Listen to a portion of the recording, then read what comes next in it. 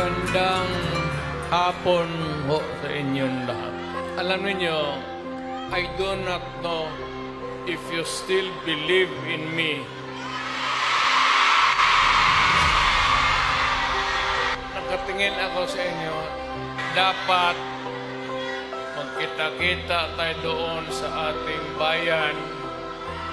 Kaya lang sa sitwasyon natin ngayon, kailangan talaga punta tayo sa ibang bayan maghanap buhay. Pero sa akin, the fact that malayo kayo sa pamilya ninyo, dama ko yung lungkot at alam ko yan. Kasi ganoon rin ako noon. Kaya OFW, magkikinig ako, OFW, mabuhay kayong lahat.